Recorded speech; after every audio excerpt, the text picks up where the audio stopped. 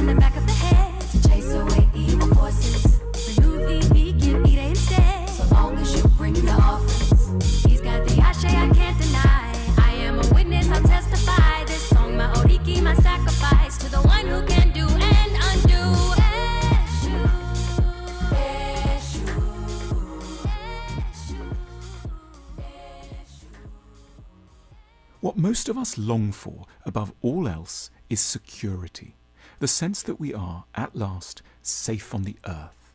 We pin our hopes for security on a shifting array of targets: a happy relationship, a house, children, a good profession, public respect, a certain sum of money. When these are ours, we fervently believe we will finally be at peace. We may mock the term happily ever after, synonymous as it is with naive children's literature. But in practice, we do indeed tend to live as though we could, one day, somewhere over the horizon, reach a place of rest, satisfaction, and safety. It's therefore worth trying to understand why happiness ever after should be congenitally so impossible. It isn't that we can't ever have a good relationship, a house, or a pension. We may well have all this and more. It's simply that these won't be able to deliver what we hope for from them. We will still worry in the arms of a kind and interesting partner. We will still fret in a well-appointed kitchen. Our terrors won't cease, whatever income we have. It can sound implausible, especially when such goods are still very far out of our grasp. But we should trust this fundamental truth in order to make an honest peace with some rather forbidding facts about the human condition. We can never properly be secure, because so long as we're alive, we will be alert to danger and in some way exposed to risk. The only people with full security are the dead.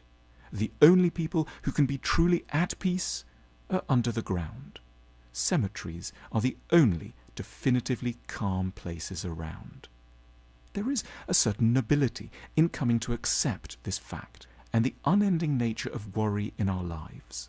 We should both recognize the intensity of our desire for a happy endpoint and at the same time acknowledge the inbuilt reasons why it cannot be ours. We need to give up on what we can term the arrival fallacy, the conviction that there might be such a thing as a destination in the sense of a stable position beyond which we will no longer suffer, crave, and dread. The feeling that there must be such a point of arrival begins in childhood, with a longing for certain toys. Then the destination shifts, perhaps to love or career. Other popular destinations include children, family, fame, retirement, or even after the novel is published. It isn't that such places don't exist. It's just that they aren't places that we can pull up at, settle in, feel adequately sheltered by, and never want to leave again. None of these zones is going to afford us with a sense that we have properly arrived. We will soon enough discover threats and restlessness anew. One response is to imagine that we may be craving the wrong things, that we should look elsewhere, perhaps to something more esoteric or high-minded, philosophy or beauty, community or art. But that is just as illusory. It doesn't matter what goals we have, they will never be enough. Life is simply a process of replacing one anxiety and one desire with another. No. Ladies and gentlemen, the voice of reason returns to the scene of the conversation.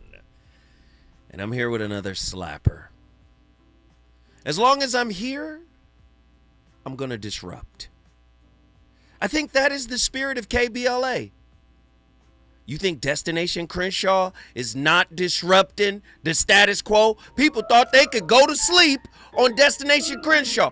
Did Tavis allow that to happen? Boy, he got the whole city on fire. That is the power of having this microphone, this pulpit, so to speak.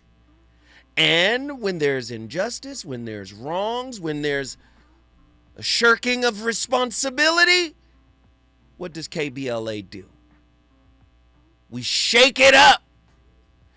We are like the radio version of Drewski. I know for damn sure the voice of reason is the intimate relationship version of what Drewski is doing. He's using comedy, right? I'm not using comedy, but he's using comedy to bring attention to critical issues. The church got mad when he did the satire of the black church. Charlie Kirk's wife got mad when he did the satire that was associated with her. And now the NFL is upset because of the football satire. He might be as controversial or maybe even more controversial. Should we say it? Dare I say it? Than a comedian we know. Andy, what comedian am I mentioning? Dave Chappelle. Dave Chappelle is one of the most controversial comedians in the game, and I would argue that Drewski is as controversial. And I'm going to say this, the voice of reason is right there. Because I curate discussions that make the masses uncomfortable. They done lied to themselves. They have lived in a bubble long enough about their intimate relationships. And yes, Zoe Williams, the voice of reason, curates these discussions. And I encourage people to call in to share their thoughts and opinions. But a lot of people get cold feet when I start talking about relationships. Andy, your thoughts? Can I testify real quick? Please. You know, I've been here, had the privilege being behind the scenes. And, from the beginning when you first started. And, we still going. And I can honestly say, I think when you first started, you were kind of lighthearted a little bit. A little bit. You know what I'm saying? You know what I'm saying? You probably, poke the bear a little bit. But now you kind of been going a little bit ham. And I say that because I noticed when you first started, them phone lines used to be literally full. They'll be calling even before the show starts. Astrology. You feel me? Yeah. And I think now, you kind of been you've been going even deeper. And I'm gonna assume that some people may feel attacked. Sometimes when people feel attacked, yeah, even though you're speaking the truth, yeah, you know what I'm saying, they scared to come to the forefront. Them phone calls have been kind of diminishing. Yeah. So I just wanted to, But you know what's crazy? They're actually listening, though. That's facts. But they scared to come to the forefront and, share. Right. There's this survey, or I don't know, it's a service or whatever it's called. It's called Listen Notes. And if you go to listen notes, it will say that Zoe Williams' Voice of Reason is in the top 2% of all podcasts listened to in the world. I'm in the top 2%. And it's out of like, their survey is a third-party survey. It's out of about 4 million, like 3.5 million podcasts. I'm in the top 2%. So they're listening. LA is listening. I know I make people uncomfortable, but I could give two shakes of a fat rat's tail. We got to have these real conversations like tonight. The clip was breaking it down. It was talking about impermanence. And it was talking about the fairy tale that we've been sold. Tonight's topic, the anti-promised land. A healthy relationship will not pay off the first house that hurt you. What? Say it again. A healthy relationship will not pay off the first house that hurt you. It will only meet you there. If that feels like exile, you were not looking for a partner. You were looking for intimacy's version of the land of Canaan. There is no relational promised land. There is no relational land of Canaan. The anti-promised land of intimacy.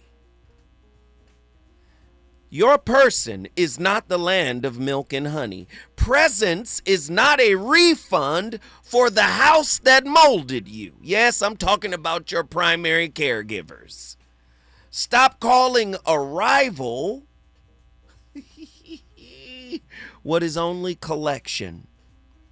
You are dating and marrying somebody in order to collect what neglect didn't give you in your early development. 1-800-920-1580. Stop making them the land of intimacy or of intimate Canaan. They are not the land of intimate Canaan. It will not be happily ever after. I'm sorry.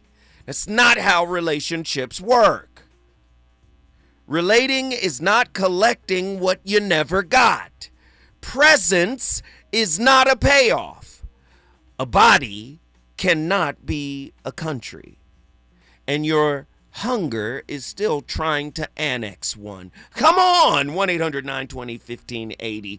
You did not find love. You found a deed.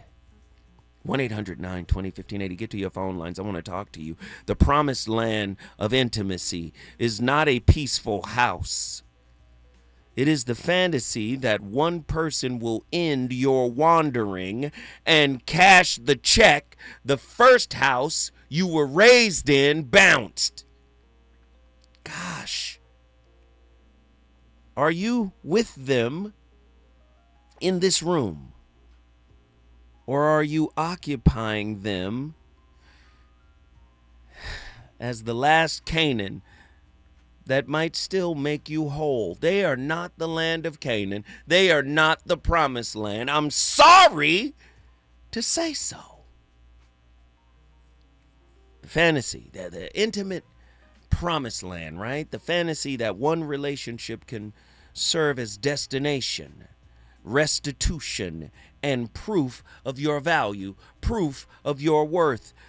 That we is the country where the first house's bounce check finally clears. There is no my person. There is no one. You are the one. And all relationships are designed for you to discover that one. Designed for you to fall in love with that one. Do you understand? You think a person is going to pay for the bounce check that the first house that molded you, that birthed you, bounced. Nah. You think that being chosen by them is the same event as being restored. What was lost is now restored because they chose me. 1-800-920-1580. Somebody talk to me. Relational Canaan. Is that what we doing? Not a quiet life, but a settled claim. This person is the territory I was owed. Their job is to make the wilderness unofficial. Oh my God. Ooh, what it is not. Not safety you build together. Not repair after a real rupture. Not joy. Not a vow you actually can keep. Hold tight, Zoe. When we come forward, we're going to dig even deeper. Let's go.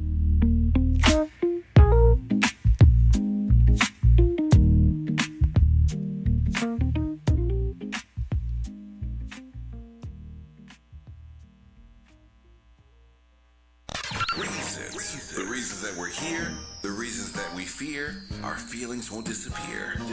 You're listening to the Voice of Reason with Zoe Williams on KBLA Talk 1580. The KBLA 1580 app puts the realest conversations right in your pocket. Stream live wherever you are in the world. No static. No searching the dial. A crystal clear connection 24/7, exactly when you want it. We recommend that you keep automatic updates enabled. Set it and forget it. So the app stays up to date with store requirements, bug fixes, and new features as we roll them out. Download the KBLA 1580 app today and stay plugged into the conversation everyone's having. KBLA Talk 1580. We've got a lot to talk about.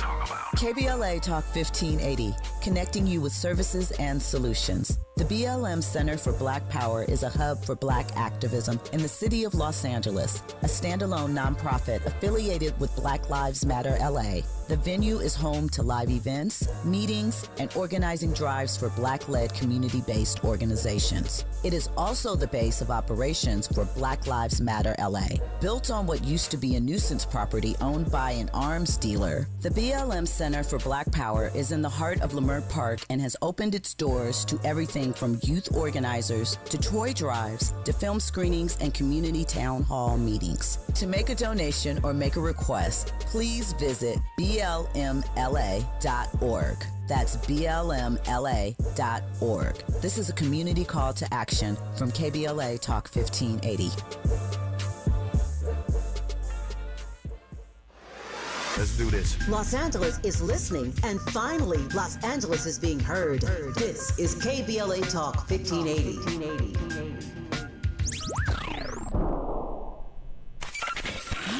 Just in case you missed our Procrastination Crenshaw Town Hall.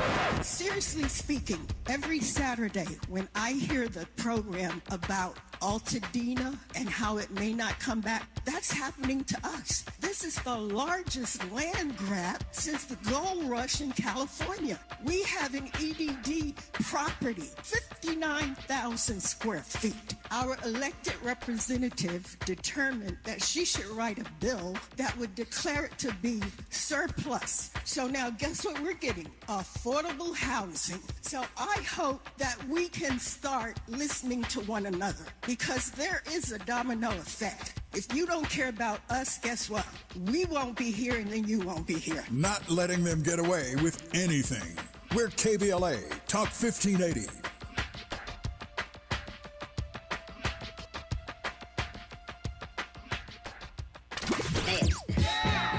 You want some more. It's the Voice of Reason with Zoe Williams on KBLA Talk 1580. Here come the drums.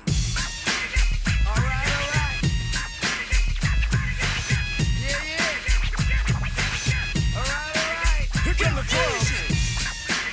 All right. Yeah.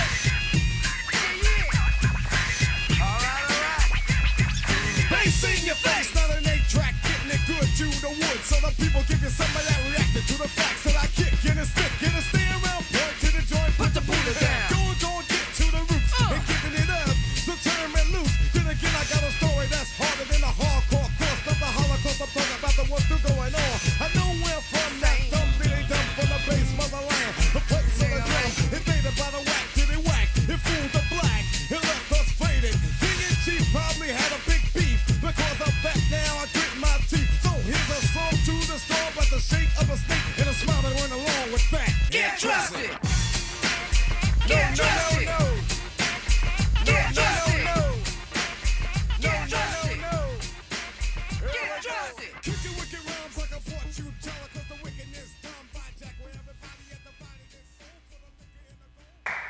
Thank you for that introduction, Dr. Shrimplin. I am delighted and very honored to be here this evening. I want to start, in fact, with some broader thanks to Dr. Shrimplin and to Gresham College for the invitation to lecture this evening. I admire very much Sir Thomas's mission of free public lectures that have been going on here at Gresham College, now into the 5th century. I've been telling colleagues back in America that Sir Thomas basically set up the TED Talks of the 16th century, that he was that prescient. Dr. Shrimplin and I first met in September 2013, almost 4 years ago now. It was at an orientation session for Fulbright scholars come over from America to spend a year here in the UK. So Fulbright, as some of you might know, is an international educational exchange program. It's set up by the US government that sends American students and professors, such as myself, abroad to countries all around the world. And then it brings students and professors from those other countries to the US for educational exchange. It's one of the good things that the US government does. I know that our government and our president don't always play so well in the news these days. I can only say I did not vote for that man. I'm sorry. Yeah, it will pass, believe me. So I was one of those Fulbright scholars, as Dr. Shrimplin said, in 2013-14, come here from the University of Alabama, which is in the southern part of the United States. I came with my husband and our 2 teenage boys, who are here this evening also. And we were up north at the University of Leeds. We had a wonderful year. I loved it. And it was during that year that I wrote this book. This is the hardback version, Happily Ever After. Here's the cover here. The romance story in popular culture.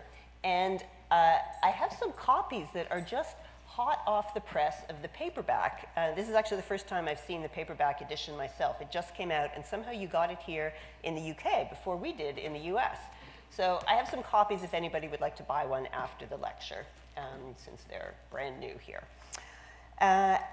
It was the subject of the book, Happily Ever After, is what I'll be speaking about this evening. But before I dive into that, I want to also thank the US-UK Fulbright Commission. They were supporting my research that year that I was here in residence at the University of Leeds. And this year, along with the Gresham anniversary, the Fulbright Commission, the Fulbright program, is celebrating its 70th anniversary of educational exchanges from the US to around the world, but especially here celebrating the UK exchange.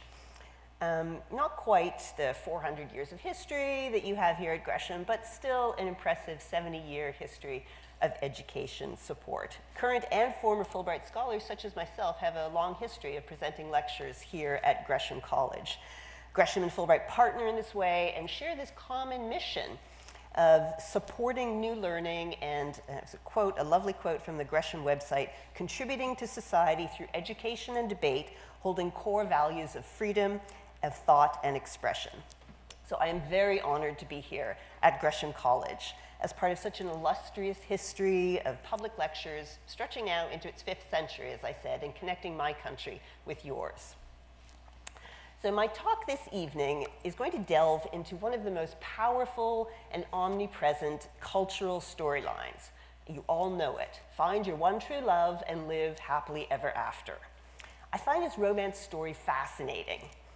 It's ubiquitous in sites like fairy tales, Cinderella story, Disney princess movies, rom-com date movies, the lyrics of like every pop music song ever written, the wedding industry, it's the advertising's favorite emotional well that they go to over and over, and then in my particular focus of interest in the actual massive global publishing industry of woman-oriented romantic fiction. So romance is this perennial theme in cultural representations, both highbrow and middlebrow. So we chase romance, we structure our lives around it, we fashion much of our art and culture from it. So my goal, my aim is to trace out the seductive power of these stories of love that have such a hold on us, for better and often for worse, right? So I'm going to structure this talk by looking at 3 related questions this evening. And there'll be time at the end for discussion because I'm interested in what all of you have to think about it also. Question 1, what exactly is this romance narrative? 2, how are we misled by romance? And 3, what can we learn from romance storytelling about today's changing norms for gender and sexuality? Okay, question 1, what is the romance narrative? Now, here to set things up a little bit, I must first tell you that I am a lifelong romance reader.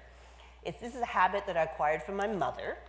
She used to keep this giant stack of romance novels tottering by the side of her bed. She actually still does. So I grew up. Relationships. Got you confused? Need some straight talk? This is where you get the unfiltered truth about love, relationships, and everything in between. He breaks down relationship dynamics with no-nonsense wisdom and practical advice that actually works. Tackling the questions you're afraid to ask and giving you the answers you need to hear. You're inside the Voice of Reason with Zoe Williams on KBLA Talk 1580.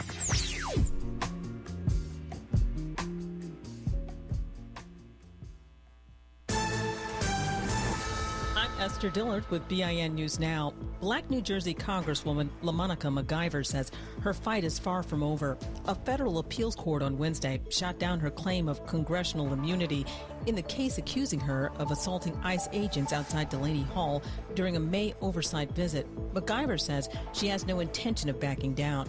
Her attorneys call the charge retaliatory and say they're confident they'll beat it at trial. I am not going to be intimidated out of doing my job. I'm not going to fold to this administration.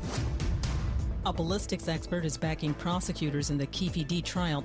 He testified only one gun was used in Tupac Shakur's shooting. Prosecutors say he ordered the attack after Tupac and Suge Knight assaulted his nephew.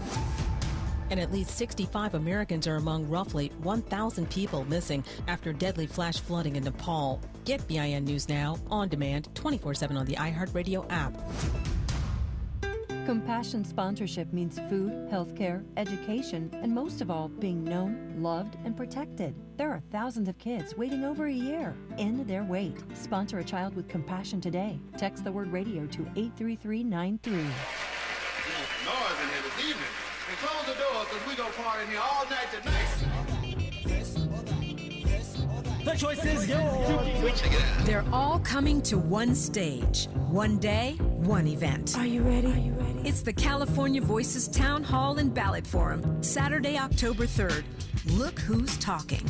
Javier Becerra and Steve Hilton, Karen Bass and Nithya Raman, Robert Luna and Alex Villanueva, City Attorney candidates John McKinney and Marissa Roy, plus Lieutenant Governor Eleni Kolinakis, Attorney General Rob Bonta, Secretary of State Dr. Shirley Weber, State Controller Malia Cohen, and other candidates running for statewide office, all discussing the issues that matter most to you. The choice is yours. You can get with this or you can get with that. You can get with this or you can get with that. Plus, a full breakdown of all the ballot propositions. This is the event where California decides. One day, all the voices, our stage turns every 20 minutes. Yeah, that's what I'm talking about. And you can't beat that with a bat. It's the California Voices Town Hall and Ballot Forum, Saturday, October 3rd, brought to you by KBLA Talk 1580 and the Community Voter Education Project. Mark your calendar now. Make plans to join us live and stay tuned for more details. All the other stations are covering the election. We're putting you in the room. We're KBLA Talk 1580, where the candidates come to you. You can get with this or you can get with that. I think you can get with this. This is where it's at, where it's at, where it's at, where it's at. Come on.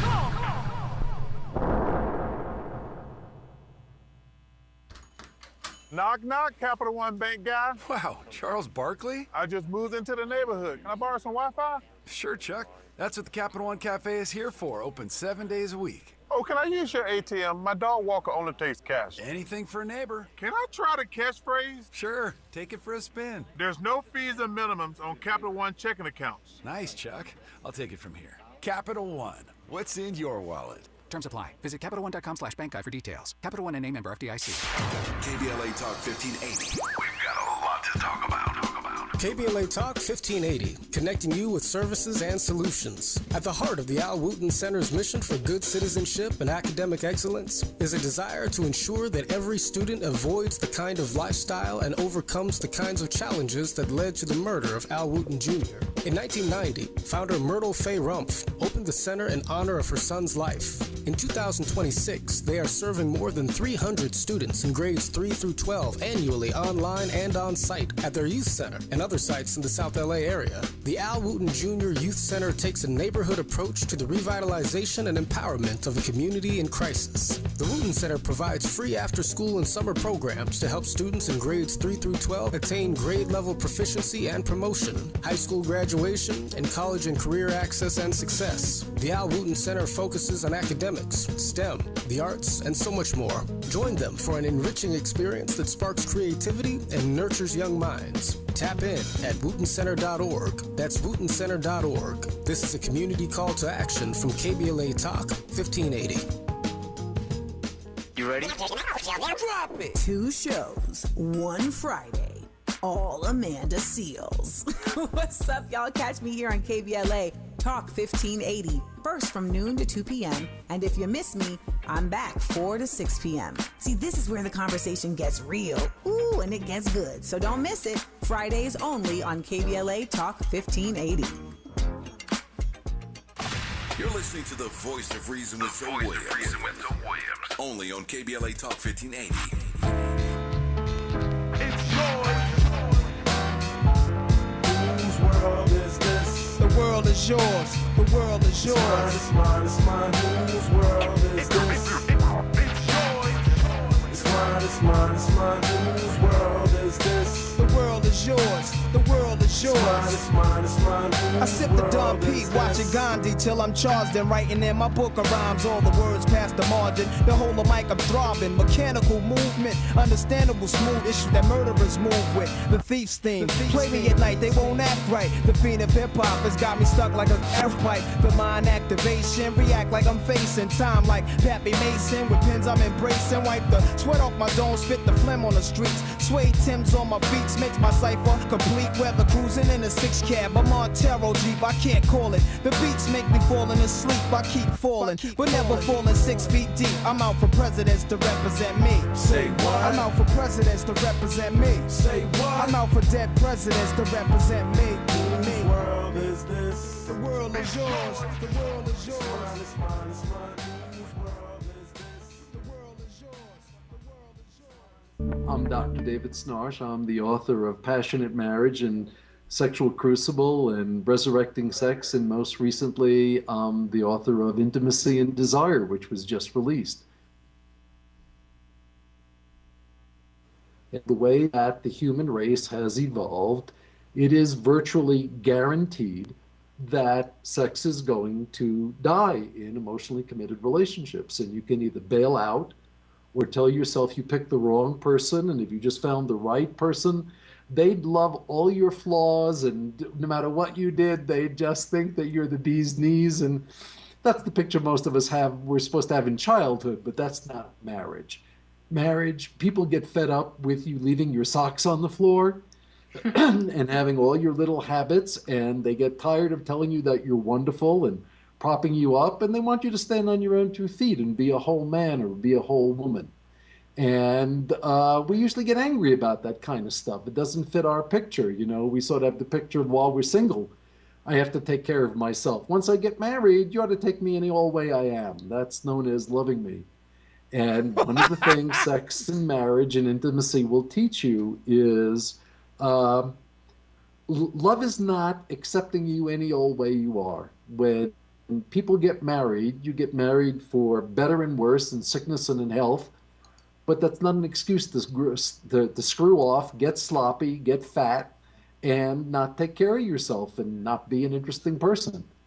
And so sex invariably dies. And if we move on to your next question, that's really the answer to why sex dies.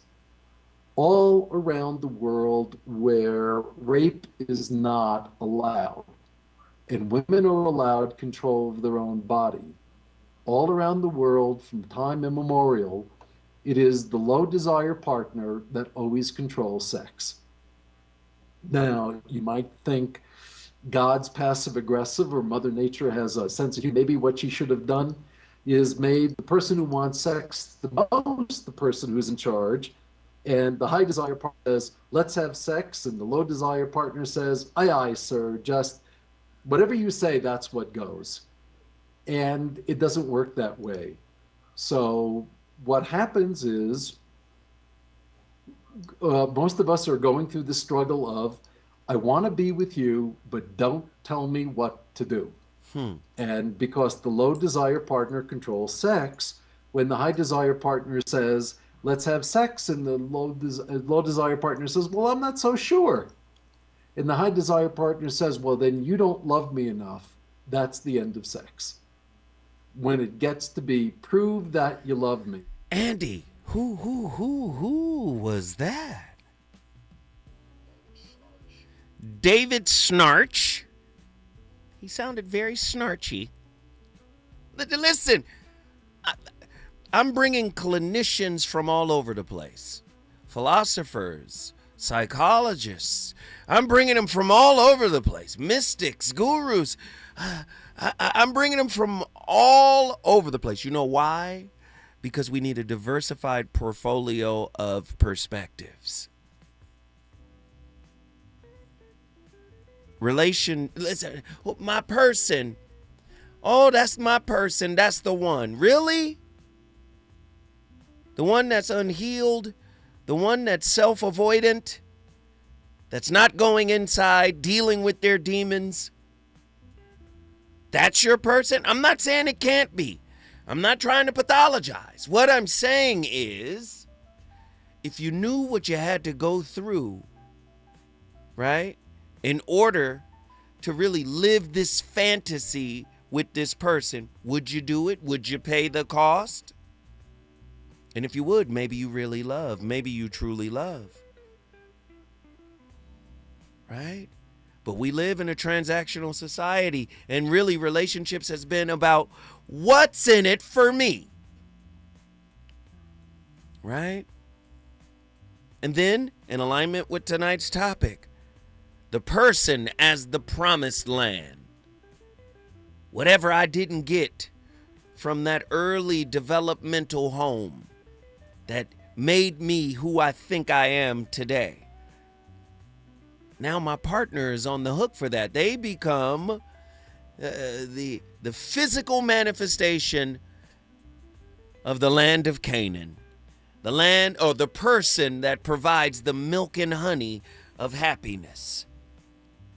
The promised land of intimacy is not quite a house. And it's also not a quiet house. It is a payout. You walk in looking for the land of milk and honey embodied within a person. Someone to end your endless, intimate wandering. Someone to cash the check the first house bounced. Metaphorically speaking, Egypt is or was that first house. Right? First, deep love. Right? And the first, deep fracture. Right? In the same hands. Parental potters. Living as works in progress. Missing chances to love on you and tend to you. Right? Tend to your needs. You loved them and quietly loathed them in the same breath. Unconsciously loathed them. You lowered the price of being shaped.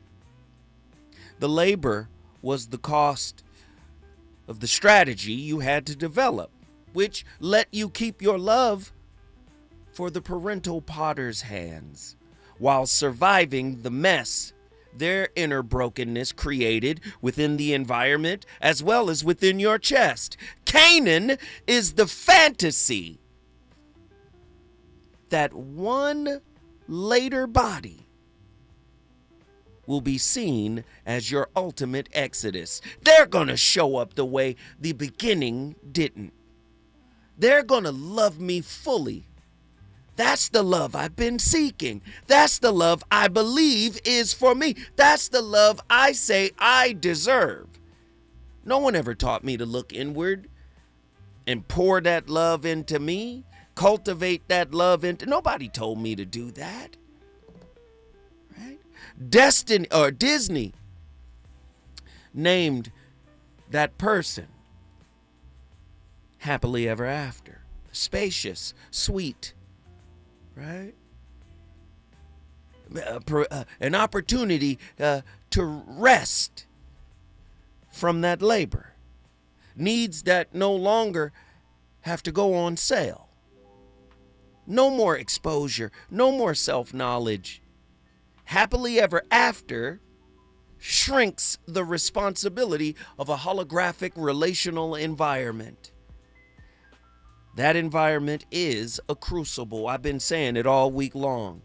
That environment produces psychological nudity, being known without a costume. So many people say they in love but still got their Halloween costume. You're wearing a Halloween. You not even you at home. Because you know if you reveal the truth of who you really are to the person you've been faking with, they might break up. You know if you heal the wound and they're attached to the wound. Ooh, Lord. What happens if y'all heal? Do you stay together? Don't let the wound be the glue.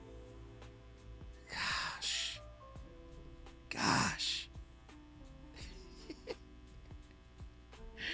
The environment is the crucible. Psychological nudity is necessary. Being known without a costume. The credits roll, so you never have to stand in that. Inheritance. Gosh. As if a vow sworn to a people could be performed by a spouse. You call that chemistry, destiny. Finally, intuition says, I can rest now. Ask which climate trained that rest. The potter's house or here. Authority sold you settlement as love, then sold you the ending. Reason says one finite person. Don't we believe that one person, our person, is going to fulfill all of our needs? Don't we believe that? Reason says one finite person cannot flow with milk and honey on command and cannot conceal the crucible that is intimate relationships. Do you really want your one? If they are in fact the crucible, listen, when we come forward, the voice of reason, I'm going to keep this fire lit. I'm going to stay on y'all next. Let's get it.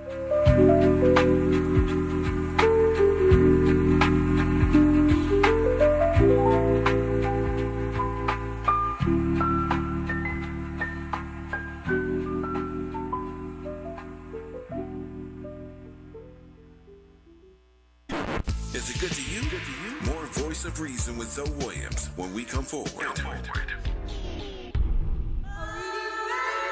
Let's begin now. Are you looking for quality child care? If you are, boy, do I have the place for you. Holy Trinity Child Care Center in the City of Champions is where your little ones become big thinkers. Music that makes their little heart shine, as well as dietitian-made meals every day. I guess it's safe to say your babies will be well-fed as well as well-led. We accept bundles of joy from 18 months to 5 years old. Subsidies are accepted, and we're just minutes from the legendary SoFi Stadium. Miss Shepard's team at 9300 Crenshaw Boulevard is now enrolling. All you got to do is call 323-757-4850 or visit HolyTrinityCCC.com. At Holy Trinity, we champion your child's heart, mind, and spirit every single day. KBLA Talk 1580. We've got a lot to talk about. KBLA Talk 1580, connecting you with services and solutions. Created with a share of the 1984 Olympic Games surplus, LA 84 began operations in 1985 as a grant-making and educational foundation. Today, the LA 84 Foundation supports hundreds of nonprofit youth sports organizations throughout Southern California annually, trains coaches, commissions research, convenes conferences, and maintains the world's premier Olympic and sports library collection. They are transforming lives and communities through the power of youth sports. To find out about youth sports programs for yourself or your child, and to get information about the grants and support they offer to schools and nonprofits, or if you want to make a donation, please visit la84.org. That's la84.org. Or you can call them at 323-730-4600. This is a community call to action from KBLA Talk 1580. Just in case you missed our Procrastination Crenshaw Town Hall. I'm an Eaton Fire hero. I was trapped there January 7th, 2025, so I was awarded the Carnegie American Red Cross and the Kiwanis Lifesaver Award. So to me, this looks like a slow burn. We could constantly see Dr. Hardy, Pastor Caldwell, Mr. Smiley here. Their business is slowly impacted. Now in Altadena, it was a quick burn. Everybody left, everybody got priced out. They didn't have enough money to stay afloat. They couldn't rebuild their property. So to me, this is a target for the developers. In my opinion, having been in Altadena for 18 months, still today, I still feed all of those people there because they're still displaced because they can't afford to come back. So what do? They move down to the Inland Empire, or they just call it a day and they go back to another state. So it's important to hold leadership accountable because as of right now, they've abdicated their responsibility. They just show up for the cameras and they don't even come to see you. Keeping them in check. We're KBLA Talk 1580.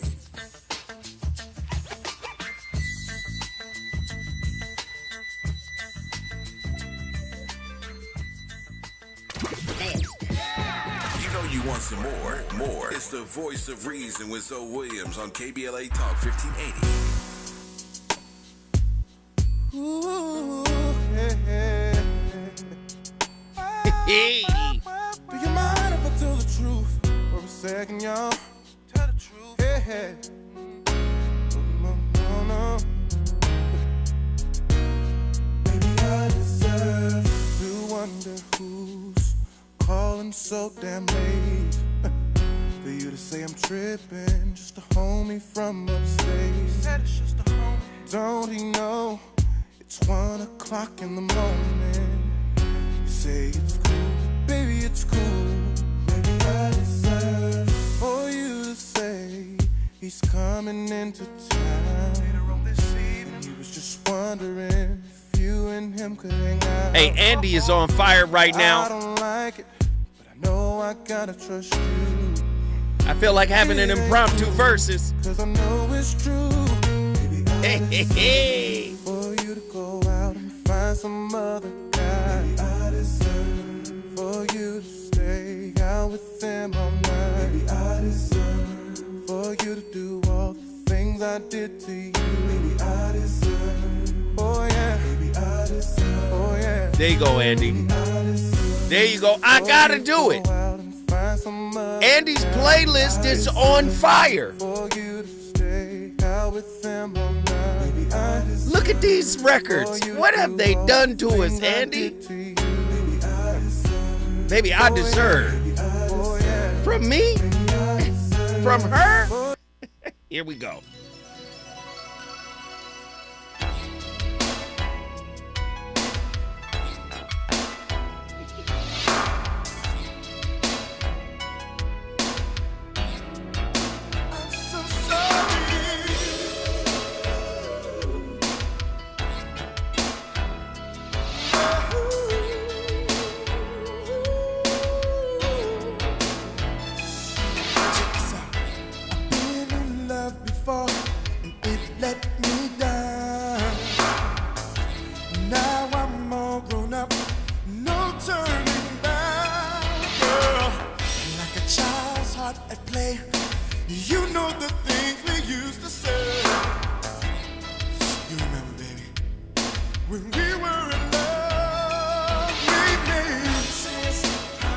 Oh, yeah.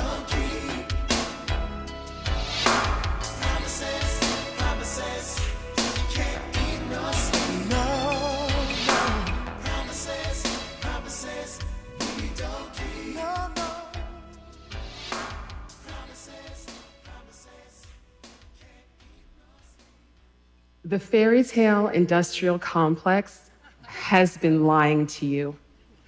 Through a pervasive web of marketing, advertising, music, movies, and more, it's said that while you can't buy love, you can buy your worthiness of being loved. Its commodification of romantic love as a storybook fantasy can be summed up in 3 simple words: happily ever after. Happiness forever, if only you're lucky enough and good looking enough to be chosen by a high status partner, ideally in a romantic comedy worthy moment. Over the last 10 years, I have spoken to thousands of people about their romantic hopes and dreams, and I can report that for many, their vision of an ideal relationship is straight out of the fairy tale fantasy playbook, which is no wonder given that happily ever after is used to sell us everything from makeup to cars to chewing gum. We've incorporated this propaganda into our real life approach to relationships, which disconnects us from love, which disconnects us from self-worth, and causes genuine confusion about compatibility.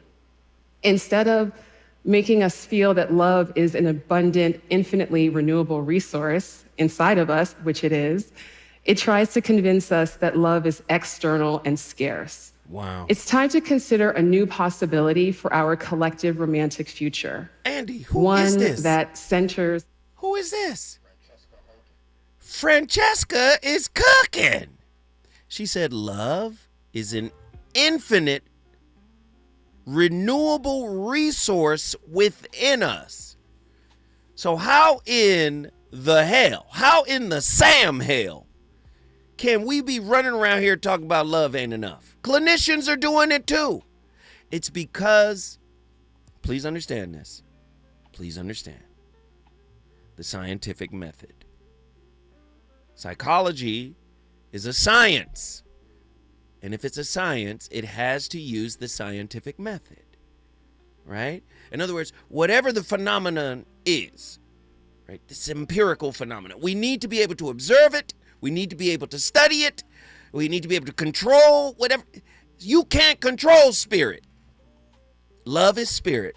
That's why God and love are synonymous. So it makes perfect sense that people are saying love is not enough. What I'm saying is the sister just told you the source of love is from within. Now, where psychology is working with this narrative that we're talking about here, when you're broken from the beginning, love gets outsourced because you couldn't get it from the source. Do you see? They missed opportunities. I was broken here. So now that becomes an expectation of the partner. They become the promised land. We got to leave the Egypt of our original inception, our original beginning. We got to leave that Egypt and go into the land of intimate Canaan. I need my partner to be the land of milk and honey. That's not going to happen. Because if relationship is the crucible that we've been talking about all week long, relationship is going to strip you nude. The strategy you developed to weather your parent, your primary caregiver, let's just do that.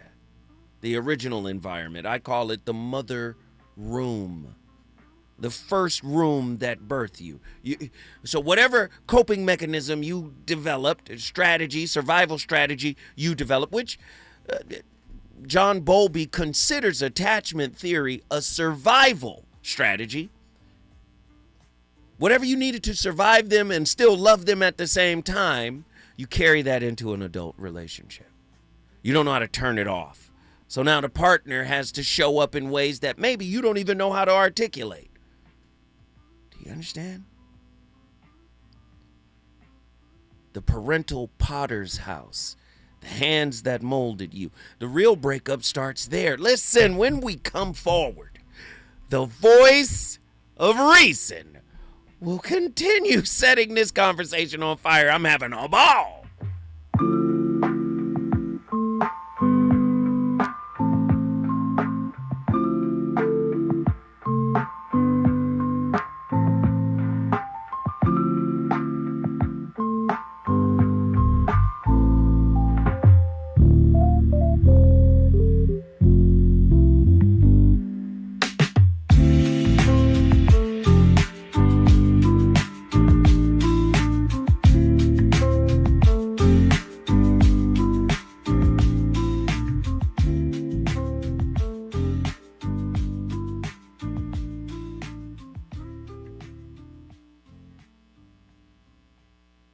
KBLA 1580 Santa Monica. I'm Esther Dillard with BIN News Now. Black New Jersey Congresswoman LaMonica McIver says her fight is far from over. A federal appeals court on Wednesday shot down her claim of congressional immunity in the case accusing her of assaulting ICE agents outside Delaney Hall during a May oversight visit. McIver says she has no intention of backing down. Her attorneys call the charge retaliatory and say they're confident they'll beat it at trial. I am not going to be intimidated out of